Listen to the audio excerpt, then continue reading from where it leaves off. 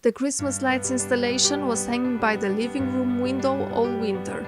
We loved the pleasant light, so we decided to transform it into a floor lamp so we can enjoy it all year round. We got this reclaimed walnut and started cutting, planning and jointing the piece we needed.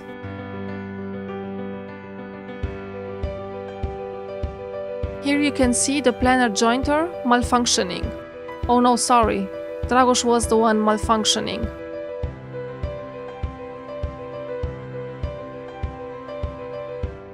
We finally got a perfect square piece at the planer jointer. Cut the wood piece in two for the top and base parts. Marked the center and pre-drilled the holes for the hole saw drill, which will house the plastic tube. The drill was the exact same size of the plastic tube of 45 mm. Here we run into some problems. First, the drill press was too small to drill in this tall piece of wood. The second problem was that the drill depth was not enough to embed the tube, so we had to drill to the maximum depth allowed by the drill and then slowly creep the cut and repeatedly drill till we could fit the tube. The top piece was a bit too small to firmly and securely hold at the drill press and cut at the table saw, so some risks were taken. We smashed the top piece with a saw bit, but that was not a problem at this stage. To avoid this, we started the drill with the bit already inside the hole and holding the piece by hand. This is a cut that we are confident in only doing on this drill press because it is really weak. For sure, we won't do this on a powerful press. Try to make the final cut on the top piece, but since it was not safe to manually hold it, we used a clamp, but now it stopped us in making the complete cut because it was hitting the ribbing knife. So we just made the cut without it and risked destroying the piece because the fence and the push stick couldn't hold the piece firmly. The top piece was cut, drilled, and it fitted the tube nicely, so we continued the same steps for the base. Here you can see a dramatic slow motion of a thin cut piece being destroyed by the circular blade. We finally get the first real view of the floor lamp and we are proud of how it looks so far.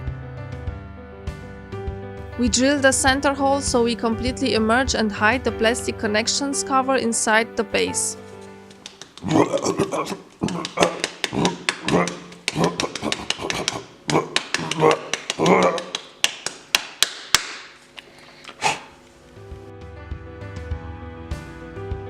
Drilled a small hole for the power supply and made sure it reached the center hole. The electrical part of the build consisted mainly of breaking and resoldering the circuit so we can feed it through the base and get some wire for the top switch that we added. We made sure not to mix the polarity because this is a low voltage DC LED circuit exiting the transformer from the 220 volt AC wall plug. We were confident in doing this because we have experience with electrical work and we were sure that we can safely modify the circuit without getting electrocuted or start a fire. Drilled a hole for the switch, sanded the wood and started the final assembly.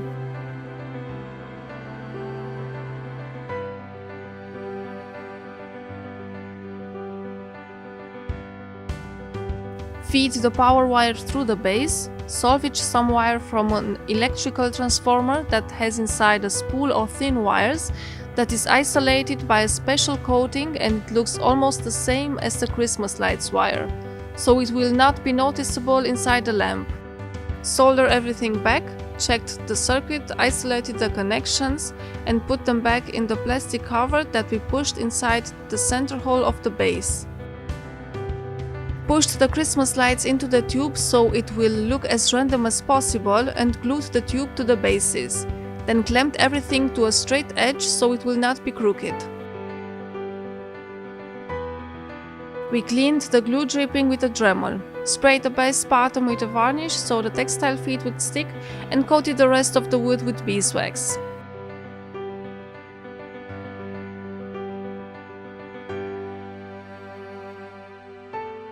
So here's the result.